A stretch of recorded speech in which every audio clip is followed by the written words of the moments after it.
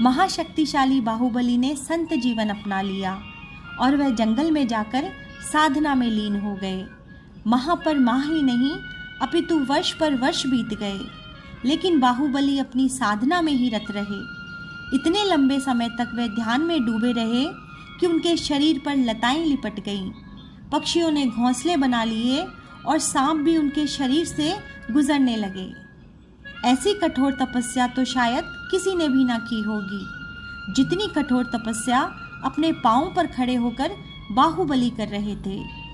अनेक वर्ष बीत जाने पर बाहुबली की बहनों ने, ब्राह्मी और सुंदरी ने अपने पिता ऋषभ देव जी से पूछा, प्रभु, हमारा यह भाई इतने वर्षों से साधना कर रहा है, पर क्या कारण है कि उन्हें परम ज्ञान नहीं मिल रहा।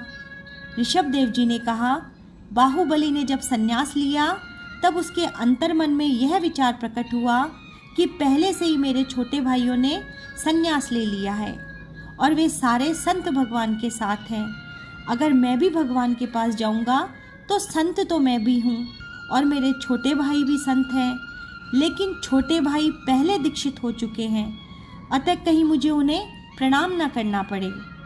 बड़ा भाई होकर मैं अपने छोटे भाइयों के सामने झुकूं, यह कैसे हो सकता है। एक काम करता हूँ, मैं स्वयं ही वन में जाकर साधना करूँगा और परम ज्ञान पाऊँगा। उसके बाद ही अपने भाइयों के पास जाऊँगा ताकि वे मुझसे छोटे ही कहलाएं। ऋषभ देव जी ने कहा कि तुम लोग अपने भाई के पास जाओ और उन्हें आत्मबोध दो कि वह अपने अहंकार को गिराए ताकि अपने जीवन में साधना को पा सके। अपने पिता से आदेश पाकर ब्राह्मी और सुंदरी बाहुबली के पास गई। तब दोनों बहनों ने धीमे धीमे स्वर में गीत गुनगुनाया, वीरा म्हारा गज थकी उतरो, गज चढ़ा केवल नहीं हो सीरे। हे भाई, तुम हाथी से नीचे उतरो। हाथी पर बैठकर किसी को परम ज्ञान नहीं मिलता। जब बार बार बाहुबली के कान में ये शब्द गूंजने लगे तो बाहुबली की चेतना जागृत हुई। आवाज़ तो मेरी बहनों की है, यह मुझसे क्या कह रही है कि हाथी से नीचे उतरो। अरे मैं तो अपने पाँव पर खड़ा हूँ, भला हाथी पर कैसे बैठा हूँ। पर फिर से उन्होंने चिंतन किया तो उन्हें समझ में आया।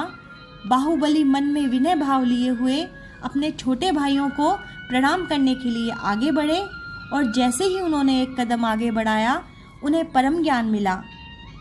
अभिमानी के साथ में ज्ञान न करता धाम, फटी जेब में क्या कभी टिक सकते हैं दाम।